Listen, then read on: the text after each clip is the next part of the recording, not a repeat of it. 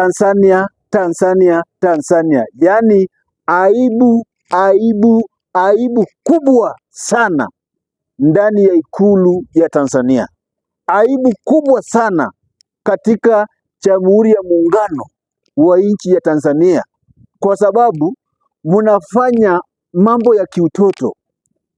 So sahi niseme government, shame on you Mama Samia Suluhu, shame on you. Nikisema shame on you sijui niseme aje kwa Kiswahili, sijui. Shame on you Mama Samia Suluhu. Why? Munafanya mambo ya kitoto ndani ya nchi ya Tanzania. Utawala wa nchi ya Tanzania unafanya mambo ya ubwakini, ya utoto. Yaani Heche, John Heche ambaye kwa sasa kwa sababu mumefunga Tundu Lissu hako ndani, yeye ndiye ako nje, ndio kiongozi wa chama cha Chadema. Chadema ndio chama pinzani tunajua peke yake ndani ya nchi ya Tanzania. So juzi alikuwa anaenda mazishi ya kiongozi wa upinzani wa Kenya Raila Amolo Odinga. Heche naye pia ni mwana upinzani katika nchi ya Tanzania. So alienda kupeleka risala la rambirambi kwa familia ya mkuu wa upinzani wa nchi ya Tanzania, ya Kenya, kama vile wao ni viongozi wa upinzani katika nchi ya Tanzania, na mwenye alifariki pia ni kiongozi wa upinzani. So ni mpinzani alienda kupea pole na kupeleka risala za rambirambi kwa familia ya upinzani mwenzake. Alafu Tanzania sijui mnatumia akili gani? Serikali ya Tanzania, utawala wa Tanzania, Mama Samia Suluhu nao wapumbavu wenzako, sijui mnatumia akili gani? Mnafanya vyombo vya dola kana kwamba ni familia yenu. Mnafanya vyombo vya dola kana kwamba ni watoto wenu. Mnafanya vyombo vya dola kana kwamba ni machawa wenu. Yaani mnasuia. Sasa kuenda sometimes kuna upumbavu. Heche kuenda kulilia Raila Amolo Odinga ambaye ni kiongozi wa upinzani, kama vile chama cha Chadema ambapo Heche ni kiongozi wa Chadema ambacho ndio chama pinzani, kama vile Odinga ndio mkuu wa upinzani wa Kenya. Sasa kuenda kumulilia, kuenda kupeleka risala za rambirambi ni makosa. Ni makosa. Juzi nimeona Mama Samia Suluhu, wewe ni kiongozi, ukatumana wachumbe hapa. Nitawapea habari yao baada ya hii kilipu. Sikiliza kilipu itakayofuata nilipue. Upumbavu niliona wakati Mama Samia Suluhu alitumana wachumbe wakiongozwa na Jakaya Kikwete ambaye ni mchepuko wake. Nitakuja kuelezea kilipu itakayofuata hii. Upumbavu niliona kwa Jakaya Kikwete na wachumbe wake walipoenda kumuomboleza Raila. So kama serikali ya nchi ya Tanzania ilitumana wachumbe, serikali mwenye amefariki Kenya ni mkuu wa upinzani, sio rais. Kama Mama Samia Suluhu katumana wachumbe wakakuja kuleta risala za rambirambi za nchi ya Tanzania, na wewe mwenyewe katumana risala, sasa huyu sasa ndiye amefiwa. Heche ndiye amefiwa, maana Raila ni mkuu wa upinzani wa Kenya. Heche ndio wapinzani katika ile nchi nyingine. So wao ni watu ambao yeye ndiye alifiwa, sio wewe. Unajua Kiafrika kuna laana, ni mwiko katika kumulilia mwenzio, ama ukienda matanga yoyote, kuzuia mtu kulilia mwingine ni laana. So tarajia laana itakayo kuja hapo iwapige. Na niliona juzi katika unabii niliona juzi mhubiri alisema ya kwamba Kenya, Tanzania, Uganda kutakuwa na kilio. Wengine tukasema hiyo ni mambo ya wachungaji, hiyo ni mambo yao. Kwa kweli alisema Kenya ndio ya kwanza, ya pili ni wani? Ni yako, ni Tanzania. Na hatujui Tanzania ingekuwa ni mama, alisema ni Mama Samia Suluhu alisema ni Mama Samia Suluhu. So Kenya, unabii umefanya nini? Wanasema prophecy must come to pass. So in Kenya it has come to pass, imeshatendeka. So namba 2 alisema ni wapi? Ni hapo. Sasa ni kama mama unalazimisha laana, Kwanza ulifunga kanisa, kufunga kanisa. Imagine unafunga kanisa ya Ufufuo na Uzima ikiongozwa na Baba Askofu Josephat Gwajima. Unafunga, sijui ulitumia, wenye wanakuadvise wamekupoteza mama. Nimewahi sema na nitasema ya kwamba hakuna hata mwanadamu mmoja ambaye amewahi pigana na kanisa akafaulu. Unataka kutafutia laana, na saa hii umeanza kupigana na mtu mwenye anaenda kulia.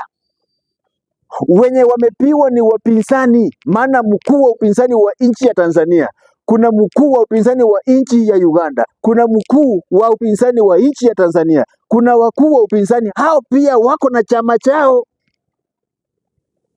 So unazuia mtu asiende kulia, asiende kilioni.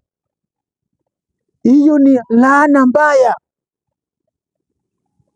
Umengoja ya kufunga kanisa ikuue, huchaona kama ni kitu. Sasa umeanza kufuata mpaka ya mauti, unafuata ya Mr. Dead. So tunangoja, tutasikia mlipuko, maana unabii ulisema baada ya Kenya, next Tanzania itasukishwa nusu mlingoti. Sio mimi nimesema, niliona mchungaji. Hata ukiangalia mitandao, nimeona Mtusi nasema alisema, na imeanza na Kenya. Kweli Kenya imeweka tika. Hata sisi hatukumwamini. Tulipoona huyo nabii tulisema ni mmoja anaongea mambo yake. Lakini sasa tumeamini kweli msiba wa Kenya umetendeka. So next ni wapi? Tanzania. Ni nani? Mama Samia Suluhu. Ni yeye alisema. Alafu mama, unataka kulazimisha ukufie kwa mikono ya watu. Unataka kufuta laana by force. Umeteka watu na kuua. Uoni. Kwanza sasa hivi nimesikia kuna badri ametekwa ndani ya nchi ya Tanzania. Badri. Mtumishi wa Mungu. Ni nini? Kwa sababu ameongea ukweli. Sasa mnataka watumishi wa Mungu waanze kudanganya watu. Mnataka watumishi wa Mungu wakae mikora. Watumishi wa Mungu ni watu wa kusimama madhabahuni na kuambia watu ukweli. Ulianza na Josephat Gwajima. Kwa sababu ya nini? Makosa Josephat Gwajima ni kwa kusimama na kusema kuna utekaji unaendelea ndani ya nchi ya Tanzania. Unataka kusifu mama, uko sawa, nyonga watu, ua, teka. Hiyo unataka kama akina Makonda, kama akina Msukuma wapumbafu hao. Akina huyu mwenye aliachielewi, kuna huyu jamaa Komanda Muriru, ni mtu haelewi, amepewa cheo, haelewi ya kwamba kukua IGP, Inspector General of Police. IGP. Polisi ni kitengo kimejisimamia. Haufai, wanaitwa utumishi kwa wote. Utumishi kwa walio mamlakani, utumishi kwa walio upinzani, utumishi kwa Waislamu, utumishi kwa Wakristo, utumishi kwa Wazanzibari, utumishi kwa Watanganyika, utumishi kwa wasioamini, utumishi kwa wanaoamini. So polisi, jeshi la polisi ni kitengo, akifai kuwa chawa, labda kwa upinzani ama kwa serikali ambayo iko katika ya siku.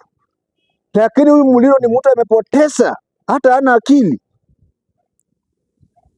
Wakiwa na Mufwele, niliwaambia Mufwele hapa kwetu ni China, inamaanisha sehemu nyeti ya wamama. So Mr. sehemu nyeti za wamama wakiwa hapo ni watu wamepoteza mwelekeo, hawaelewi ya kwamba nafasi wamepewa kuhudumia Jamhuri ya Muungano wa nchi wa Tanzania, kitengo kijeshi la polisi imekisimamia, haifai kuonekana imeegemea upande huu ama imeegemea pande huu.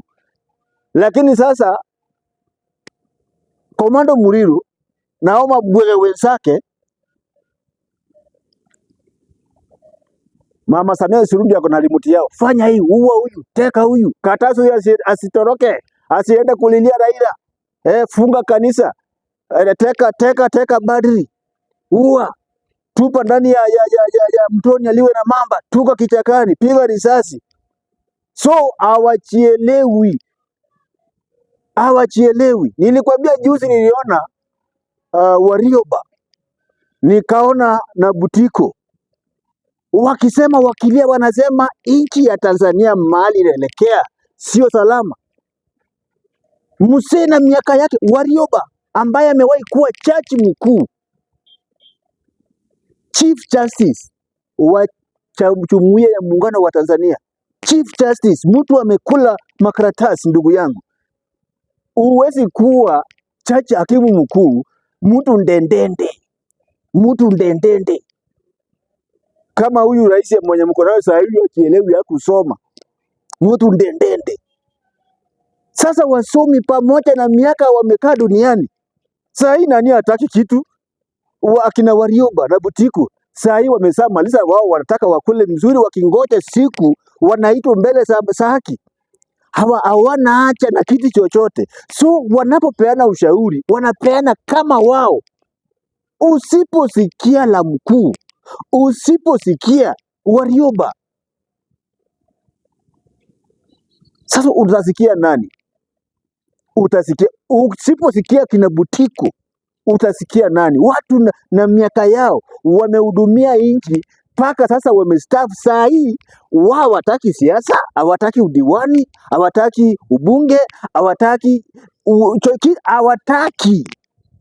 hawataki hata contract hawataki.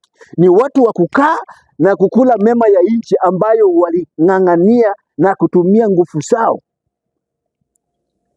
Wanakushauri mama, wanasema nchi mahali inaelekea sio kuzuri. Mama, uko na sikio la kufa, sikio la kufa. Sasa mnaleta aibu, Mama Samia Suluhu, mnaleta aibu katika jamii ya kimataifa. Eti kiongozi baba wa wenyewe ameenda kulilia rafiki yake, yaani kwenda mazishi, kulilia rafiki yako amefiwa, eti sasa unakataswa kwenda matanga.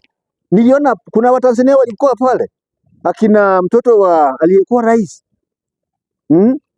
Magufuli, na walikuwa wengi na timu yake. Kulikuwa na Watanzania pale jana tukisika Raila. Juzi tukiwa huko Nairobi, niliona wachumbe kutoka Ikulu umetumana, wamekuja kulilia Raila. Ati sasa mwenye amefiwa ndiye anakatazwa. Wewe utafiwa, si wewe umefunga wa kwenu? Raila wa kwenu umefunga kodani. Tundu Lissu ndio Raila wa kwenu, si amefungwa? Acha gani kuja kulilia ya kwetu, maana yeye hakufungwa, maana yeye ni mkuu wa upinzani wa kwetu, hako huru, wanatembea pamoja. Sijui kama mama uko na shida gani ama nia yako ni ipi? Maana wakati tuliona Mama Samia Suluhu ameapishwa, na kuambia ukweli, nasema ukweli kutoka ndani yangu, wakati tuliona Mama Samia Suluhu ameapishwa kuwa mwanamke wa kwanza East Afrika Mashariki katika uongozi wa urais, tulifurahi, tukasema wacha tuone sasa na wamama. Yani tulifurahi, tukawa na expectation kubwa, tukachoya kwamba tunataka tuone uongozi wa mama, tujaribu tuone. Sasa tulifikiria mama tu, wanasema inasemekana ya kwamba ajuaye uchungu wa mwana ni mzazi. Hata mimi ni mzazi, lakini mama ndiye anazaa. So tunajua wamama kwa sababu wao ndio wanazaa, wanaelewa kwa uongozi, watatuchukua salama kwa sababu wao ndio wanasikia uchungu. Sasa umeletea wamama wengine wenye walikuwa na nia nzuri, wenye walikuwa na uongozi, wako na maono, hawatapata kura, hawatapata uongozi. Pia tumeona wewe uko na shida, mpaka tumeanza kusema why, tulikosea wapi?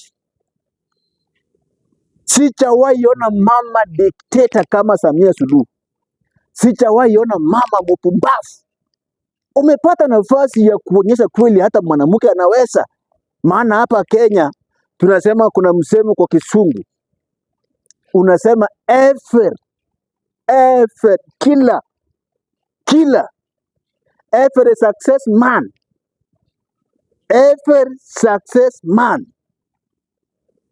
every success man. Kila mwanaume mwenye amefaulu, kando yake kuna mwanamke.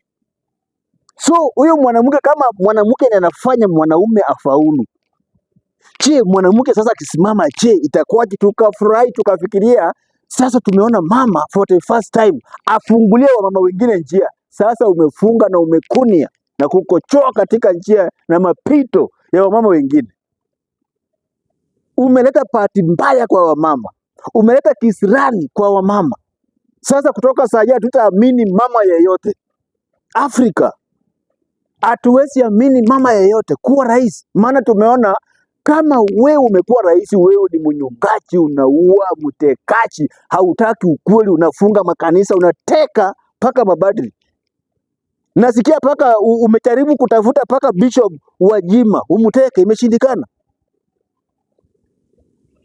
Unakuja kuteka Fata Kitima, sasa anaendelea kugusa majeraha. Fata Kitima wa Catholic anaendelea kugusa majeraha. Kuna yule shehe gani mliua?